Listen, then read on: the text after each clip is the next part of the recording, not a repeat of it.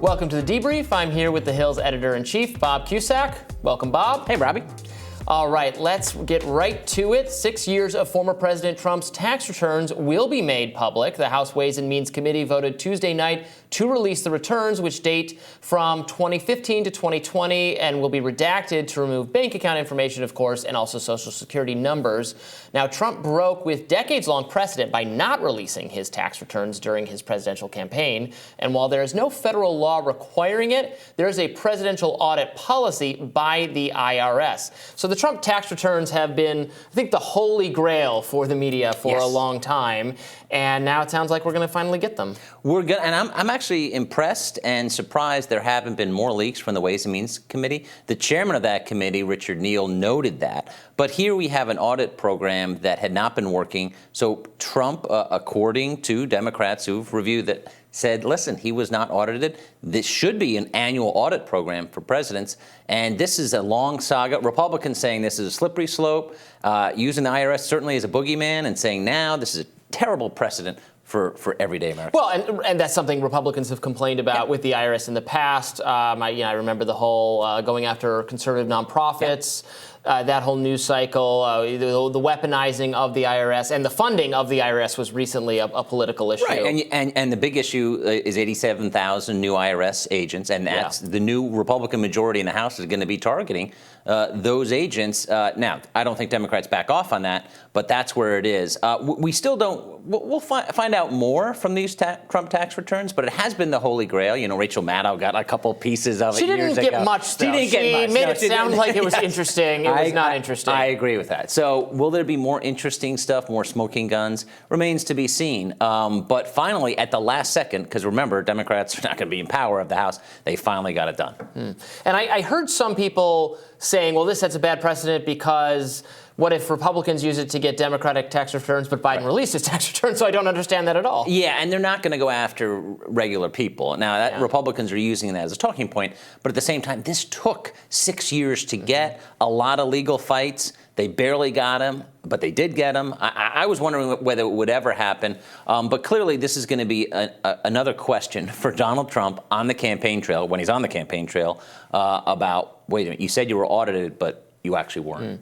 And if there isn't anything interesting in the documents, could that backfire, I guess, on Democrats or the media for making such a big deal about it? And maybe Trump just looks rather silly for having held out for so long. Yeah, I mean, I don't think it'll backfire too much, but the Trump allies are going to say, if this is the case and we get all the information, there's no Russian smoking gun, there's no payments for this or that. But at the same time, I think we're already moved on in some ways.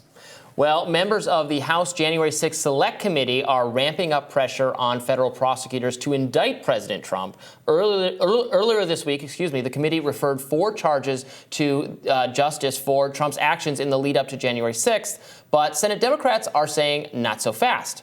Senator Chris Murphy told The Hill, I think it's okay to have a high bar when it comes to bringing charges against the former chief executives, while some Democrats argue that the prosecution of Trump might plunge the Justice Department into a political maelstrom. Ultimately, the final decision will be made by Attorney General Merrick Garland. So we saw the January 6th committee kind of brought to an end. Liz Cheney giving that final last impassioned speech about how unscrupulous, how bad Trump's behavior has been, and thus he should be prosecuted. But then what they're saying is things like obstruction and helping to or giving aid or not doing enough during a riot. Right. Is that going to be enough for justice to actually take an interest in it? Well, everyone's thinking about the question of 2023, I think. Is Trump going to be indicted? And if so, for what?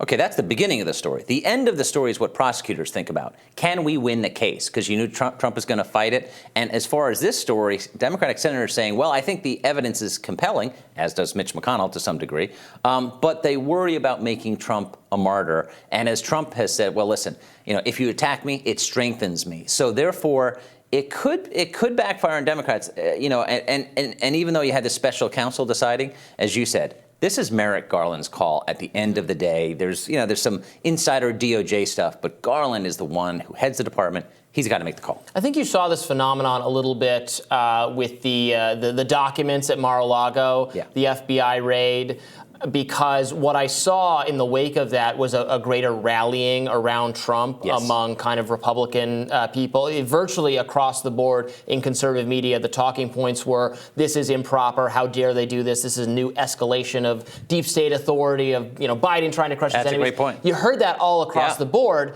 When Trump's kind of left on his own, he had that announcement recently, or promised an announcement, and then it was his Trump NFT. Yes, yeah. And then I saw some people more on the Trump periphery go, I really want to be done with this guy. Yeah. No, it's interesting, the reaction after the raid, and then he's having, a meal and sitting down with white nationalists, and then he says suspend the Constitution, and then January 6th report summary comes out. And what do you hear from Republicans? For the most part, a lot of silence. You didn't hear that silence after the raid. And that shows that, as one Republican senator told us, Trump is leaking oil. Yeah, absolutely. And I think you have to, so Garland has to consider the strength of those actual charges they've referred to him. And he might conclude that the Senate wasn't persuaded that it was enough to remove Trump from office over. Obviously, that's more of a political question, but it's a no-win situation for Garland. If he goes after Trump, he's going after him for political purposes. If he doesn't go after Trump, Democrats go crazy. What did we do this commission for? What did we do this work for? You're not going after. That's a good question. Yeah, right, exactly. What did we do it for? Yeah, so I think he's got to do something. I think maybe not. Then you got to pick what he's going to be charged with, and there are a lot of options out there. I think Garland has to do something. Otherwise, there's going to be uprising on the left, honestly. Interesting. Yeah. All right. Well, that's all for this week. We'll be back with another episode of The Debrief, and thank you for joining us.